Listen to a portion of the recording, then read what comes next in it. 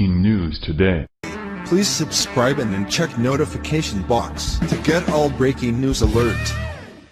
Just in, Trump takes giant wrecking ball to one Obama rule, and liberals are flipping out. There used to be army surplus stores around where you could buy used ammo boxes and all sorts of goodies for the avid outdoorsman. The places were also great for those who prep for emergencies. And never once was a working bazooka, 50 calories machine gun, or live hand grenade seen. To the degree these places still exist, no doubt the merchandise available is similar. There's a concern on the left that the police might get their hands on military equipment and weapons, although it is not entirely sure the term has been properly defined. Share tweet email. There used to be army surplus stores around where you could buy used ammo boxes and all sorts of goodies for the avid outdoorsman. The places were also great for those who prep for emergencies. And never once was a working bazooka, 50 calories machine gun, or live hand grenade seen. To the degree these places still exist, no doubt the merchandise available is similar. There's a concern on the left that the police might get their hands on military equipment and weapons, although it is not entirely sure the term has been properly defined. Adds by. Theoretically, it could go all the way from ammo boxes to mortar shells to jet fighters.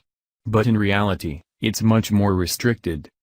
And until Obama came along and determined transfers of used military gear to the police was politically incorrect, it was fairly routine. President Trump has signed an executive order returning the program to where it was before Obama intervened. Hence, police departments will once again be able to buy surplus Army gear just like they were before the Obama administration. Attorney General Sessions said this action by Trump was to do all he can to restore law and order and support our police across America. And that is why, today, I am here to announce that President Trump is issuing an executive order that will make it easier to protect yourselves and your communities.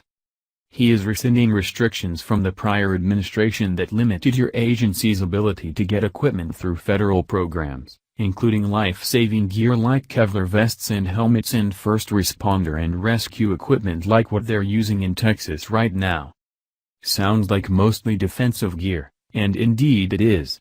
When our police are called into riots that resemble combat zones, they need more than their service revolvers and handcuffs.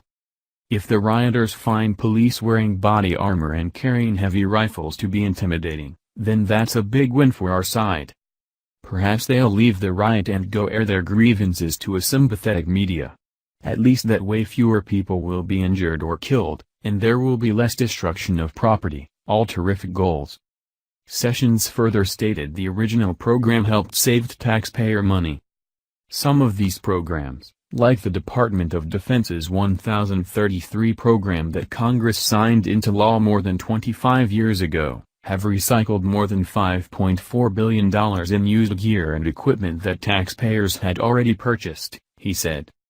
Sessions' announcement of the executive order was met with arousing applause from the audience. The left is all upset over this. It's unfortunate that liberal groups don't work as hard to quell the riots that bring out the police in protective gear in the first place. Instead, they appear to want the police to be as vulnerable as possible in the face of violent mobs.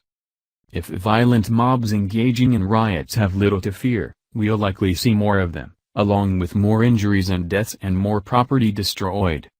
If, on the other hand, the opposition is well prepared, maybe those thugs will think twice.